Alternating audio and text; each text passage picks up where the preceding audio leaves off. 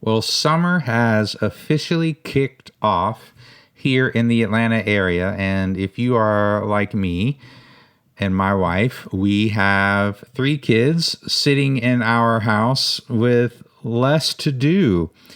And as we kind of engage them and try to find ways to help them find ways to keep themselves occupied or hopefully do something constructive, some moms out there might struggle with this, as my wife is struggling with it right now.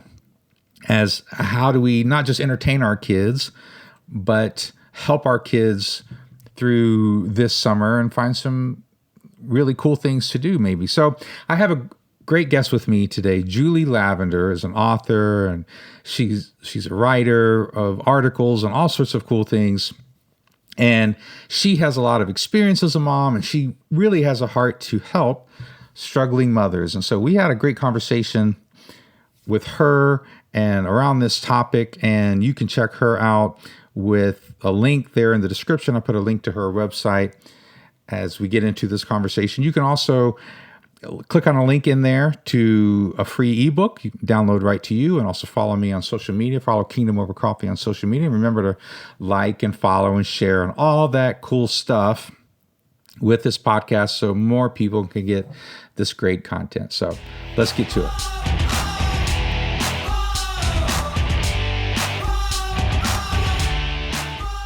Welcome back to Kingdom Over Coffee, and I am recording again at a conference, a writing conference, the Florida Christian Writing Conference that we've spoken about on the podcast a couple times. And I have with me Julie. How you doing, Julie? I'm doing well. How are you? I am doing amazing. This is Julie Lavender. She's an author. She's been on here before. Last year, we did a recording at another conference. That's right. NRB. At NRB. In Nashville. In Nashville. So we should do one next year. That's right. At another conference or something. Just find a new conference to go to. I just do like a third one somewhere. I don't know. You going to Blue Ridge or anything? I am. Well, yeah, hey, there we maybe. go. We'll see. I don't know if I'm going or not, but we could try that. So, Julie, for those who don't know you and maybe didn't listen to the other episode, why don't you tell people a little bit about yourself? Okay. Well, I've been a writer for a long time, but I was very much a part-time writer while I was homeschooling my 4 children. They are all adults now. I have 1 grandson, and I was a former educator. I used to teach school and enjoyed my time as a teacher, but then I enjoyed it so much that I decided to homeschool my own children. So that's when I kind of fell in love with writing. I had always loved children's picture books and just loved reading them to my classroom. I'm not one of these writers that just knew all along I was going to be a writer as a kid. I meet so many people that say, I've known I was going to write since I was 5 years old.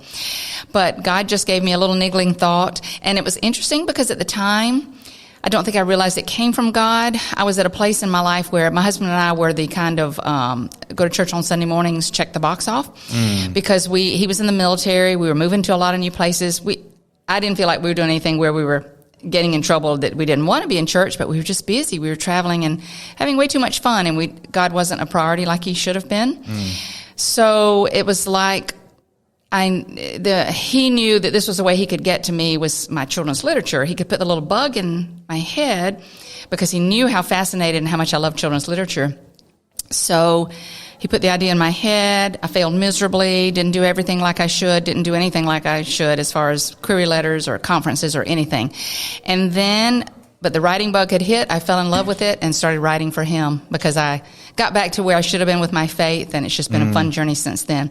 And the good full circle part of the story is my first children's picture book is supposed to come out next year with Endgame Press. Nice. So it's like He said, okay, do these other things I want you to do first. This is my plan for you, and then you can have your children's book. So nice. I know. And so when you started writing, what did you start doing? Articles, or what were you doing? Just articles, yes, because I was a new stay-at-home mom.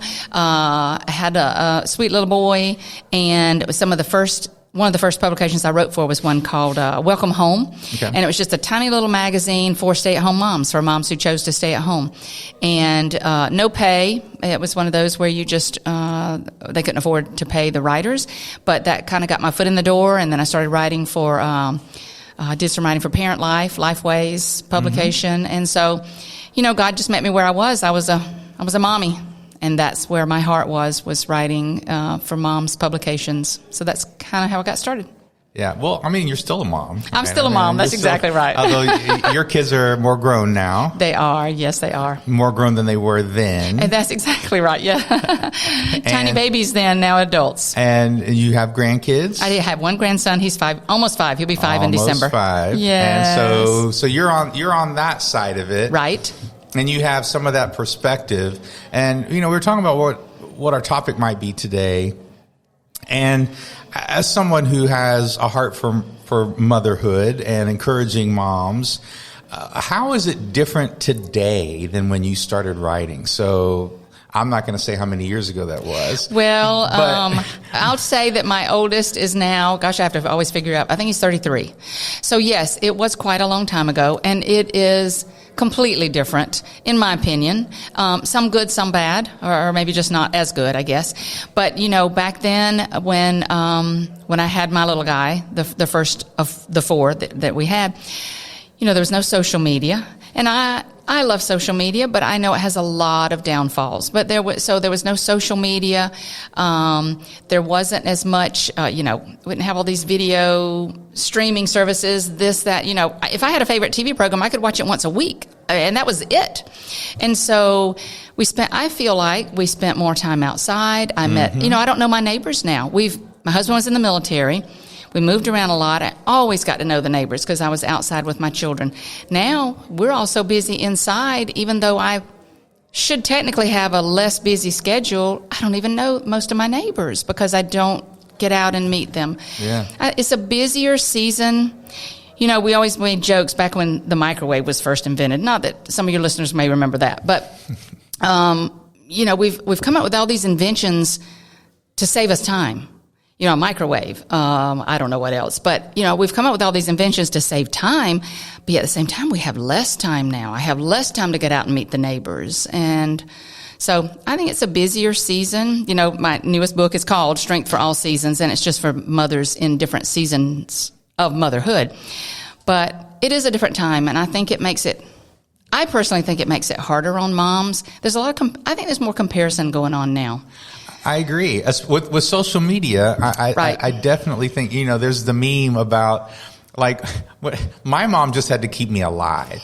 My mom basically had to make sure and that was hard enough if you knew me as a child. Oh, my goodness. Just to keep me alive. I mean, I fell out of a tree and oh, dear. I broke my arm, and she witnessed it happen, and it's a very traumatic event for her. Wow. Because, just trying to keep me alive at that age that was hard enough. But now it's are you feeding them, gluten-free, banana-free, or what? I don't know, banana-free. But I'm just saying, there's always something, there's some new thing that if you're not doing it, you're not a good mom. That's exactly right. Or that's how it makes people feel. I think it does. And I am a little I was going to say I'm a little crafty. I like crafts, but I don't think I'm artistically talented. Well, I think back to the things I did with my homeschool children, and, I looked at them and I thought, oh, that's pretty good. But now, my goodness, there's all these wonderful, fun crafts available online. Well, they almost make you feel like if you're not doing this amazing craft with your child every day, you just, you're a failure. A book I wrote a couple of years ago was called 365 Ways to Love Your Child. And whenever I would talk to anybody about that book, one of the main things I would say is I wrote this book thinking moms would use it for 3 or 4 years. I said, it's too much for us to expect to do some really fun, creative thing every day with our child. And I don't think, it's just a lot of pressure. And I think it's not possible. I think there is way more pressure, both as dads too, but also as mothers, because there's this. This is my perspective, but for mothers who are, let's say, in their 20s or whatever, early 30s, and they're having the little ones, there's this cultural expectation that you have some sort of career, right? right? And that you do these fun, creative, imaginative things with your kid every night, and that you cook them this incredibly healthy dinner and breakfast and lunch, and keep them involved in extracurricular activities, and be their chauffeur, right? Because if they're not involved in some sort of extracurricular activity that you pay too much for, usually, then you there's all this stuff, and the implication is if you're not keeping up, like it used to be, keep up with the Joneses. Was actually reasonable almost. Like, I know it wasn't a good concept, but at least it was reasonable. That's right. At least it was like, oh, I just got to keep my kid alive and not beat him. Like, then that makes me a good parent, but now it's like, I show up for, my dad just had to show up for dinner, right? But nowadays, if you're not doing like all of this other stuff. That's right. Baseball coach, make sure you volunteer for this and volunteer for that. And I'm not saying any of those things are bad things, but when you do it times 2 or 3 or 4 children, it gets very hard, very stressful. Just a lot of pressure. It is a lot of pressure, and I think more on moms than dads, just because of that culture of a lot of that falls more upon women, and I think moms want to take that on because they love their children and they want to care for them. There's that sort of caring femininity part of them. Exactly. Yet, just being married, I don't naturally have as much as my wife does. I don't think like, ooh, I can make them this little thing and they can enjoy this, snack. I just, right. You guys know where the snacks are, right? Yeah, get it yourself. And I'm not saying either one is good or bad. It's just a different sort of mentality. And so I do think there's a lot more of that pressure upon moms. And I think that it's really unfortunate because I wonder, and I'm just thinking about this now. No, we didn't prepare for this. But I'm just thinking about this. I wonder how much that goes into the rise of anxiety, the rise of depression, the rise of, I think there's more to it. I think it has to contribute. Oh, exactly. But I think it has to contribute to it. Right? I feel certain it does. Yeah. Again, we can ask Tina Yeager later. Right. She can help us. She's the professional. You're right. But I think there's other elements to it, obviously. But I think one of the elements that we can get to is, so how can we as the church, how can we as believers, how can we as other disciples of Christ speak into moms in this place? And moms who are just, they feel overwhelmed by all these expectations and all these pressures, and they can't live up to all the million follower Instagram influencers, and they just can't keep up. Right. How do we speak truth from God? Exactly. Because God isn't about anxiety. He's not about the pressure. He's not about that stuff. So how do we speak and engage women, mothers in that? I think, and I know that I do not have all the answers, but I do think we have to be intentional. And, it's biblical for the older women to mentor the younger women. And I think we can think about that as older moms. So, like, I'm in a different season of motherhood than other people. But, and then some other moms, but I think I have to be very intentional about it, because if not, I can be so self-absorbed. I can be thinking about what all I've got to get done, and I need to do this, and I need to do that. But I need to help out other moms, whether it's, just a word of encouragement to say, hey, you're doing a really good job with this. Right. Motherhood is hard, it's tough, and you're doing a really good job with this. It's a friend of mine, and she's actually a pastor's wife, but we went to high school together. And I have not been around her that much, but knowing the nature of pastor's wife, because many of the pastor's wives at my church and I are good friends, and I said something to her about, I'm sure you've been a real blessing to your church as a pastor's wife. I know you do a lot of the things behind the scene. And I was just, not that I've been around her, but I was thinking about the pastor's wives I know. And she messaged me back and said that I had just blessed her so much by telling her that, because she said nobody thinks to tell her those kinds of things. So I think we can, whether it's somebody we know in the church and we've seen them do a lot of good things, we make sure we say that to them, or a stranger in the grocery store. It can be so frustrating to, there was a crying baby on an airplane that I was on recently. And, you could see some of the not so nice looks from some of the people, and it's always nice to just encourage them and say, you know what, flying is hard for a child. I know this has been stressful for you, and you're doing a great job with this. Just hang in there. This too shall pass. So just quick words. I think words of affirmation. But I think we can also go further with that and either offer to babysit, help out with some of these younger ones. But we can go to the other season of motherhood. I know some women who are dealing with their parents who are failing or ill. And if maybe I could volunteer to spend some time with that person, or if that person has health issues beyond my care, then the least I can do is cook a meal. Get a gift card for fast food if that's what they need to help them. But I think if we're not intentional, I'm speaking from me, if I'm not intentional, I'm so wrapped up in my busyness that I don't see everybody else's busyness. I don't realize, I'm kind of stressed right now with everything I have going on, and all that's so minor compared to what so many other people are going through. And we've got to come together as a group of moms, and we've got to support each other and encourage one another. Right. Yeah. Well, and I think that part of what you're talking about is an isolation. Right. That also, I think a lot of these innovations, all these, new things. They're supposed to make our lives so much better. They're supposed to make our lives better, but they actually isolate us. Right. They isolate us from one another. Like you don't even have to deal with the people at the grocery store. That's right. You just order anymore. You just order it and they deliver it to you, and you never talk to anybody. That's right. We keep distancing ourselves from one another because of technology. Right. And you can say it's a conspiracy or it's just what's happening, but I think just to your point is that's why we have to be so intentional, because that was part of my thing. You said, we used to just know our neighbors because we were outside. But when you're inside, you have to be even more intentional about reaching out across the street or to the person right next to you, which seems crazy but to younger people, that isolation is normal. It's normal. They don't know any different. It's abnormal. To me, it's like that. Like we've lost something. That's right. We've lost that sense of community. And I think the younger people want it.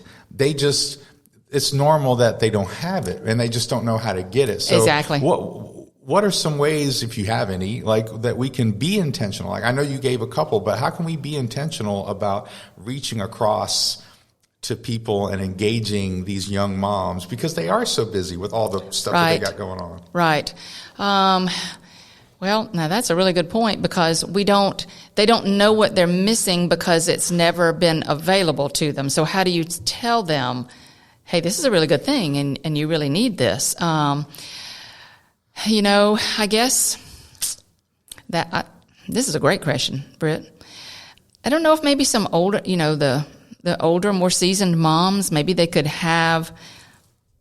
invite over just for coffee or something for one afternoon to some of these moms and let them meet each other and get to know one another and maybe form that community. And I don't know, maybe, it's so hard, because then you think, okay, well, then I'm just giving them one more thing to put on their plate to come over to my house for coffee. And that's what they feel. I'm telling you this because I deal with it with men. That's right. Because, I know this, we're not talking about men, but for men, one of the top killers, if not the top killer of men over 45 is suicide. And it's because they're so isolated. And we weren't made to be isolated. No. We were not created to be isolated. Right. We were created by a God who is a relationship and within himself. We touched on that because we started talking about Adam and God decided he needs an Eve. It wasn't because he was sinful. There was nothing wrong with Adam. There's actually something right with Adam, that he needed Eve. And there's something right with Eve, that she needs Adam, that they needed one another. And so, and that sort of family dynamic is something that I think if you talk to young women, young mothers, they would say, I need that. Right. And they would admit the longing that they have. But how to make it work. But how do you make it work? Without adding one more thing to the plate. One more thing. You're going to have to convince them, in my opinion, to cut something else. That's true. To prioritize. You're going to have to convince them, just leave the door open, though, too. Don't close it. Yeah, thank you. You're going to have to teach them to prioritize something and say, look, we all know that you're on your phone too much. Like, I'm on my phone too much. Right. We all are. We know you watch too much streaming or something. Like, we know there's something that you can cut, and you're drowning over here. And whereas people from our era, they just, because they were outside, they more naturally had those sort of connections with community, where an older mom would be like, oh yeah, he'll live. Don't worry about it. Right. You're doing a great job. Because, and I love that you said that, because I think sometimes as men, we don't realize how much we need to say it to our wives. And because women generally feel that they're not doing a good job. Exactly. I mean, they just generally feel, men do too, by the way. Even if we're not comparing ourselves to someone else. Right. We still just feel like, oh, I could have done more. Right. I wish I could have done that differently. And that was another thing I remember saying when my other book came out about the 365 ways. When we do make these fun memories with our children, when we do that craft that we saw on Pinterest that looks so cute, we don't have to do that. We don't have to do one of those every day. But if we do it once a week, once a month, once every 2 weeks, those are the things that are going to stick in the children's minds, And on those days where you don't do a craft, you barely get them fed, and you barely get diapers changed, and you barely get them in bed, then that's when we give ourselves grace, because we can say, tomorrow's another day, and they're not going to remember that I was stressed this day. Hopefully they won't. I mean, they may still remember some of those days, but, it's going to be a culmination. It's going to be a accumulation of those memories. Right. And they're going to look back and think, we did do some crafts and we had some fun and we went outside for play and we made life an adventure and we took some fun family vacations. But on those days when we can't do that, then that's when we give ourselves grace and realize we're just a busy life anymore. We're a busy community. It's a busy world. But as for your answer, see, I don't know. I don't know how to. I'm not sure I have those answers. I feel like they do need more of that time, and we need each other, and they need to be convinced that they need each other. And I don't know, because even before you could think about, because I was a stay-at-home mom, but so many of my friends were career-minded, and even if they were more isolated when they got home after work, they at least had people that they were around at work, that was their community. Yeah, anymore, now everybody works from home. They're working from home. So we've lost even that community. Yep, it's not even just the after hours community we've lost it during the day. Yeah. Yeah, it's like there's this shift, that we're trying to find our community online. And look, I online community can be a great tool. Right, I agree. For some things. I agree. Because I can't be in close proximity to you most of the time of the year, right? Right. We live far enough States away. apart, that's right. That we have to be okay with a long distance sort of connection, and online provides more of that than we ever had before. Exactly. But that I also have told people, like, it cannot and it will not. The problem is it can't take the place of real in-person connection. Right. That's right. And my biblical source for that, I mean, if you want to stretch it, I guess, but is Paul when he's writing to the Romans, and he's like, well, I'm going to write to you, but really I'd rather be with you. Exactly. He does say that. I'd rather actually be there with you. Now thankfully he didn't, because he writes an amazing piece of literature and scripture like this, that, Romans is like genius level writing. Okay. And so anointed, right? Inspired by the Holy Spirit. But his heart was to be with them in person. I want to be with you. Right. I would rather be with you physically. Right. And I just don't think that there's any substitute for that. And I think that a lot of this isolation that we deal with I think there's a connection with a lot of the mental health issues that we're having. I mean, COVID proved that already. Right. We proved that with COVID. I mean, like all the isolation with the kids, and then they come back to school, and it's like up through the roof, all the mental health issues that they had and still have in some cases because of that time of isolation.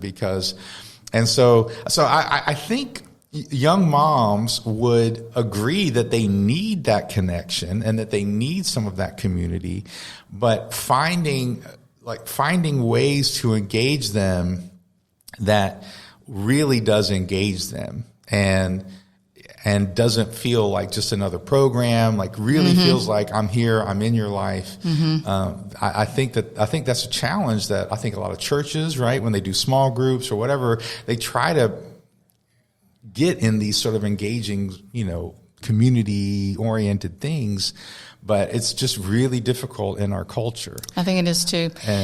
And I don't know, and maybe we have to have the mindset to start small. Like if I just reach out to one other person and we work it around our schedule and we try to get together. And who knows, maybe we could even run errands together, if nothing else. If it's something we've got to do anyway, we could run errands together because that still gives us that community. And then maybe just if we're intentional with just one other and then maybe add another.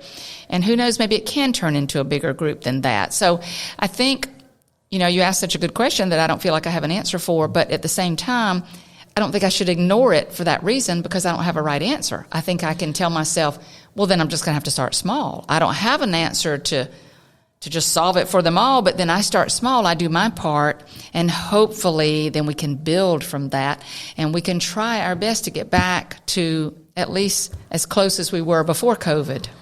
Well, and it's okay to have something new in a certain sense, but there's got to be a way, like you're saying, to have personal connection in proximity and in physical connection, right? And I do think, to your point, something that I've been dealing with is, yes, start small. Like, don't dismiss the importance of one person. Absolutely. Don't dismiss the importance of just befriending one person. Exactly. Because exactly most people don't do that.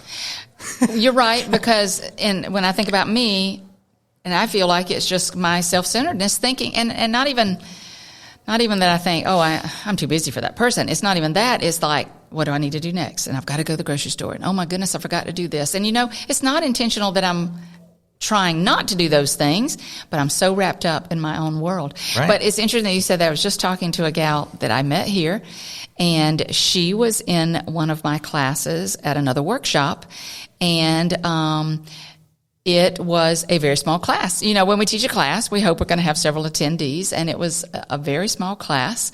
And it's the first time I had met her, and she told me, I said, oh, I'm so glad to see you again, et cetera, et cetera. And she told me, she said, I'm really glad that that I went to your class and you encouraged me to apply to be an instructor. And she's teaching a class here. And she said it was all because of what I said to her in that class. And so in my mind, I'm thinking, well, I've prepared this class. I hope it can bless and benefit, a small handful or a larger number of people. And yet she was able to tell me that personal story about how being in my class helped her move on to the next step of her writing journey. And it just meant so much to me. So you can't dismiss what we're going to do in just one person's life. Yeah, you really can't. And so I think just to sum up, to kind of look at some of the things that we said and just kind of for clarity, I think that there's a couple of different levels, right? There's the level of your daily interactions. Don't discount the importance of a kind word. Absolutely. Just in daily interactions with moms. And, one of my really good friends, my mentor's wife, he passed away, but she's still around. And something that she taught me, whenever she sees someone who's in the military or a police or someone who's in the police force or something, she goes up to them and says, I thank God for you and what you do. Oh, wow. Like, anytime she sees one, she will, and that's what they did together when they were married, and she still does it. Wow. Because she wants them to know, I know this is a thankless job. I want to be intentional. And as a military wife, the kind of sacrifices that they make. Exactly. And so to the same point for moms who, even if it's, You don't have to be their best friend that day, but just that kind word of, like you're saying, it'll be okay. You're doing a great job. Don't worry about it. Like, don't worry about what everyone else is thinking. You're doing your best. Like, it's good. Like, those sort of words really do make a difference in the moment. But then then there's another level of God might be calling you to just one. Right. Like, that's right. Like, I don't need to start a whole program. Exactly. With it. Like, that's the church mentality. Like, oh, it's a Sunday school class. Like, no, just be one person's friend. Right. And that, don't dismiss the power of that either. So I think both of those sort of levels. I do too. So that's your next book. You can use that for your next book. Well, thank you for that help. Unless it's in this one. So tell people about this book. What's this book? This book is called Strength for All Seasons, a mom's devotional of powerful verses and prayers. And it just came out 1 week ago. I know. Isn't it so great? Just a week ago, yes. I'm so proud of you. And it was really fun because, it was just as much fun for me to do because I had to be in God's Word because the stipulation about writing the book, they wanted a lot of the strength-bearing verses. All those verses where God tells us, basically, lean on me, I'm your strength. You don't have the strength on your own, but I can give you the strength. And, on those days where we feel like we need a lot of grace for that day, there's those verses that tell us to lean into His strength. Don't be discouraged. Hang on to Him. He's got us. Yeah. And there were times when my children were little that, I didn't even have time to read a whole chapter, but there were certain verses that I could hang on to for that day until I could get back into the Word. Excellent.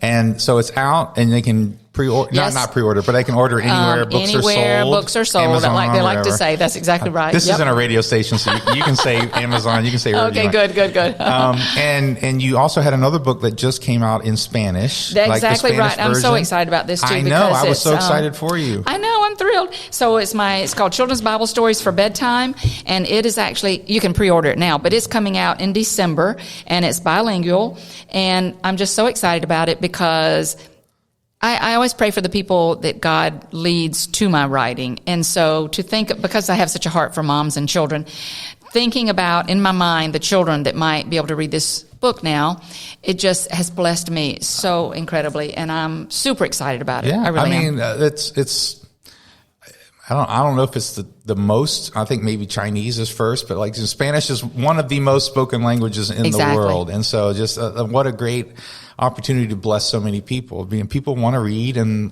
hear things in their own language. I mean, that's just, I'm thrilled. That's the way things are. So where can people find you? So they can find those books on Amazon. Right. That's right. And what about you? What's a good place for you? JulieLavenderWrites.com. JulieLavenderWrites.com. Yes, there's not rights like, you're a suffragette, but like. right. WRITES. Yes. Not that you don't believe in women's rights, but I'm just saying. There's a beautiful blonde singer named Julie Lavender. And so she is JulieLavender.com. So don't go that way. JulieLavenderWrites.com. I'm the brunette if you see two of us there. And I'll usually have on purple. All right. Well, if you will just close us out with a little word of prayer for all the moms. I really will. And then we'll just close with that. Dear God, as we've just talked about, and there's no telling, maybe every generation said this. My grandmother, great-grandmother might have said, it's just a tough time for moms right now. Because I just feel like that it's just tough. And I don't know how people handle life without you, God, because it just feels like life is hard with you, Lord, because you have told us that it's going to be difficult. And I don't know how they manage when they don't have you. God, I just pray for moms all over the world, in whatever season they are in, but it's just a trying time for us with so many things going on in this world. But God, I pray for them that they will lean into you and just lean on you for the strength that they need to get through. Whether that strength is to change yet again another diaper, whether that strength is to watch the last child walk out of the house to go to college, whether that strength is to take care of an ailing parent. God, we mothers are nurturers and we love the caregiving, but yet we're also expected to, add to the income, to do all these other things, to have these accomplishments. And it really is a tough time for moms.